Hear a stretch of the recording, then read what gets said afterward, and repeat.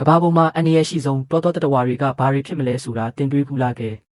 တင်းရဲ့တီးကျင်စိတ်ကိုအပြည့်အဝဖြည့်ဆည်းပေးဖို့အစဉ်သင့်ပြင်ထားလိုက်ပါတော့ကျွန်တော်တို့ရဲ့ကဘာမြေပေါ်မှာကျင်းလဲကျဆားနေတဲ့အကြောက်စရာအကောင်းဆုံးတွားတတဝါရှစ်ကောင်ကိုအမတ်စင်နောက်ပြန်ရေးတွက်ရင်းနဲ့စိတ်လှုပ်ရှားစရာခီးစဉ်တစ်ခုကိုစတင်လိုက်ကြရအောင်မြတ်တော်ထဲမှာရှော့တိုက်သွားနေတဲ့အစိပ်ပြင်းမွေတွေကနေစလို့ရင်းနှက်ပိုင်းတွေမှာချောင်းမြောင်းနေတတ်တဲ့ထွားချိုင်းလာတဲ့မိချောင်းကြီးတွေထိဒီတတဝါတွေဟာရိုသေခံရမှုနဲ့တတိထားမှုကိုတောင်းဆိုနေကြတာပါသူတို့ကမွေးရပါရက်ဆက်တက်ကြတာတော့မဟုတ်ပါဘူးသူတို့ရဲ့ထူးခြားဆန်းပြပြီးတခါတလေမှာကြောက်စရာကောင်းလာတဲ့နီလန်းတွေနဲ့တဘာဝအတိုင်းရှင်တန်နေထိုင်ကြရုံတသက်ပါပဲကဲဒါဆိုရင်စရင်ရဲ့နံပါတ်၈ကနေပဲတန်ပြီးစလိုက်ကြရအောင်အဆင့်၈နေရာမှာတော့လူတိုင်းကြောက်ရွံ့တည်ရတဲ့တောကြီးမွေဟောက် King Cobra ရှိနေပါတယ်တောကြီးမွေဟောက်တွေရဲ့နယ်မြေကတော့အရှေ့တောင်အာရှအိန္ဒိယနဲ့တရုတ်နိုင်ငံတောင်ပိုင်းတို့ပဲဖြစ်ပြီးသူတို့ဟာကမ္ဘာပေါ်မှာအစိပ်ပြင်းဆုံးမွေတွေတဲကတကောင်ပါသူတို့ရဲ့နာမည်တိုင်းပဲဂုံသတင်းကလည်းကြောက်စရာကောင်းလာပြီးတစ်ချက်ကယုံနဲ့အာယုံကျိုးစနစ်ကိုပျက်စီးစေတဲ့အစိပ်ပမာဏအမြောက်များကိုခန္ဓာကိုယ်ထဲထည့်ပေးနိုင်ပါတယ်ဒါပေမဲ့ဒီမွေဟာလူတွေကိုတမင်လိုက်လံရန်ပြုဖို့ချောင်းနေတာမျိုးမဟုတ်ပါဘူးတောရိုင်းတွေကတခြားတရဝါတွေလိုပဲရှင်တန်ဖို့အတွက်ရုန်းကန်နေရတာပါဘရင်ဆက်ဆန်နာမည်မျိုးရှိနေပေမဲ့တောကြီးမွေဟောက်ဟာတင်းတက်နိုင်သမျှရှောင်ရှားတဲ့တွားတရဝါတကောင်ဖြစ်ပါတယ်အဆင့်9မှာတော့ကမ္ဘာအစိပ်ပြင်းဆုံးမွေဖြစ်သတ်မှတ်ခံထားရတဲ့အင်လန်တိုင်မန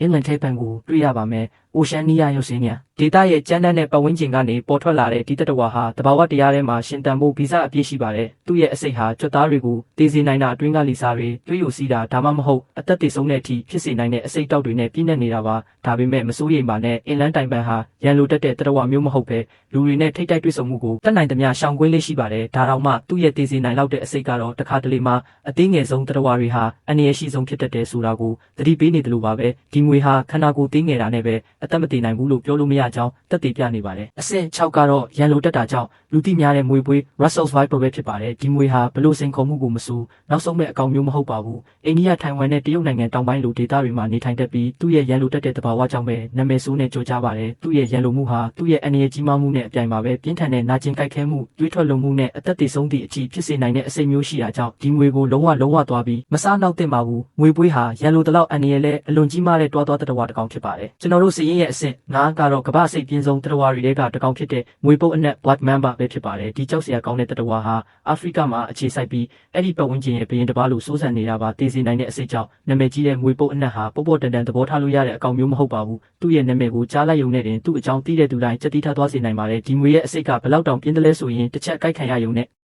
တင်အသက်ဆုံးရှုံးနိုင်ပါတယ်ကြောက်စရာကောင်းတဲ့တဘာဝရှိပေမဲ့ငွေပုတ်အနက်ဟာလည်းတခြားတရဝါတွေလိုပဲဂေဟစနစ်ရဲ့အစိပ်ပိုင်းတစ်ခုအနေနဲ့သူ့နည်းသူ့ဟန်နဲ့ရုန်းကန်ရှင်တန်နေရတာပဲဖြစ်ပါတယ် Black Mamba Black Mamba ဟာနာမည်ကြားရုံနဲ့တင်လူများစုရဲ့ရင်ထဲကိုထိတ်လန့်တုန်လှုပ်မှုတွေရိုက်ခတ်စေနိုင်တဲ့တတဝါဖြစ်ပါတယ်အဆင့်၄မှာတော့အကြီးမားဆုံးလို့လူသိများတဲ့တွားတတဝါကြီးဖြစ်တဲ့ရေငန်မိချောင်း Saltwater Crocodile ကနေရာယူထားပါတယ်အရှေ့တောင်အာရှနဲ့ဩစတြေးလျမြောက်ပိုင်းရဲ့ရေငန်ပိုင်းဒေသတွေမှာကျင်းလဲကျဆားတဲ့ဒီထိတ်တန်းသားစားတတဝါကြီးဟာအလေးနက်ထားသတိထားရမယ့်အကောင်မျိုးပါအလျားပေ20ကျော်အထိရှိနိုင်ပြီးကြိုက်အားကလည်းတခြားဘဲတတဝါတွေထက်မဆိုပုံမအပြင်းတာကြောင့်တရိษံလောကရဲ့တကယ်ဘီလူကြီးတစ်ကောင်လို့ဆိုရမှာပါဒါပေမဲ့သတိရရမှာကတော့တခြားတရိษံတွေလိုပဲရေငန်မိချောင်းဟာလည်းသူ့ရဲ့ပတ်ဝန်းကျင်မှာရှင်တန်ဖို့အတွက်ပဲစူးစမ်းနေတာဖြစ်ပါတယ်။ရေငန်မိချောင်းဟာသူ့ရဲ့ထွားချိုင်းတဲ့ခန္ဓာကိုယ်ပမာဏကပဲတက်တည်ပြနေတဲ့တတဝါကြီးဖြစ်ပါတယ်။အဆင့်3မှာတော့အကြီးမားဆုံးတွားတတဝါတွေထဲကတစ်ကောင်ဖြစ်ပြီးထိတ်တန်းအသားစားတတဝါတစ်ကောင်လည်းဖြစ်တဲ့ကီမန်မိချောင်းနဲ့ Black Caiman ရှိနေပါတယ်။ဒီခန္ဓာထွားချိုင်းလာတဲ့တတဝါကြီးကတော့တောင်အမေရိကရဲ့တက်ရှိထင်ရှားဆိုးစွမြေတွေကနေဆင်းသက်လာတာပါ။သူ့ရဲ့ကြီးမားတဲ့အရွယ်အစားနဲ့ခွန်အားကြောင့်နာမည်ကြီးပြီး9မီတာ16ပေခွဲခန့်အထိရှည်လျားနိုင်တာကြောင့်အားလုံးကကြောက်ရွံ့ရတဲ့တတဝါဖြစ်ပါတယ်။ငါးတွေကနေစလို့ပိုပြီးကြီးမားတဲ့နိုးတိုက်တတဝါတွေထိအမျိုးစုံကိုစားသုံးတတ်တာကြောင့်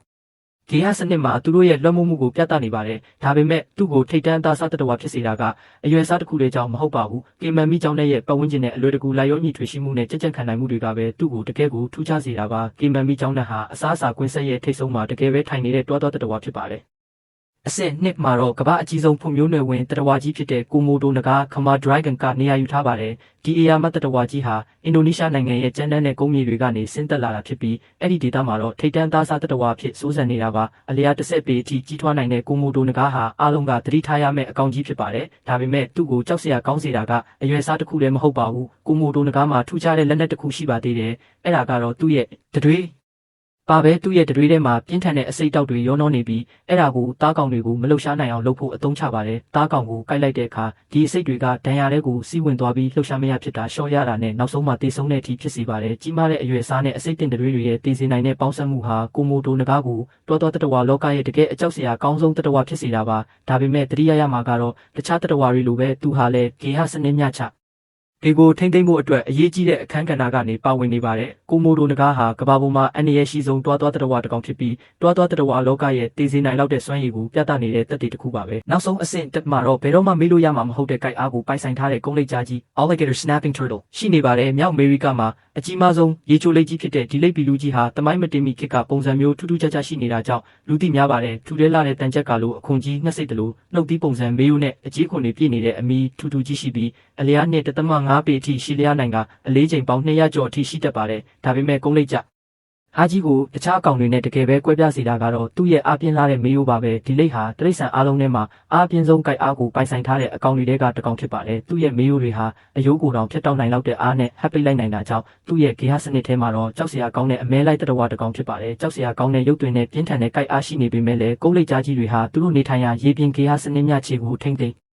ဖို့အတွက်အရေးကြီးတဲ့နေရာကပါဝင်နေတဲ့ဆိုတာကိုမှတ်သားထားဖို့လိုအပ်ပါတယ်သူတို့ဟာအချို့သောတတဝါမျိုးစိတ်တွေရဲ့အရေးအတွက်ကိုထိန်းချုပ်ပေးပြီးဂေဟစနစ်ရဲ့ကျန်းမာရေးကိုအထောက်အကူပြုပါတယ်ကုန်းလိပ်ကြားကြီးဟာကျွန်တော်တို့ရဲ့ကမ္ဘာအနေရဲ့ရှိဆုံးတွားတတဝါများစီးရင်ကိုပိတ်သိမ်းပေးလိုက်ပြီးတွားတတဝါလောကရဲ့ကွဲပြားစုံလင်မှုနဲ့တည်စေနိုင်တဲ့တဘာဝတရားတွေကိုသတိပေးနေတယ်လို့ပါပဲဒါဟာအနေရဲ့ဆိုတာတစ်ခါတလေမှာကျွန်တော်တို့လုံးဝမမျှော်လင့်ထားတဲ့ပုံစံမျိုးနဲ့ရောက်လာတတ်တယ်ဆိုတဲ့အချက်ကိုသက်သေပြနေတာဖြစ်ပါတယ်ကြောက်စရာကောင်းလာပေမဲ့လည်းဒီတွားတတဝါတွေဟာကျွန်တော်တို့တဘာဝလောကကြီးရဲ့စိတ်ဝင်စားစရာကောင်းတဲ့အစိတ်ပိုင်းတစ်ခုဖြစ်ပြီးကျွန်တော်တို့ရဲ့ယိုသေးလေးစားမှုနဲ့ထိတ်သိမ်းဆောင်ရှောက်မှုတွေနဲ့ထိုက်တန်လှပါတယ်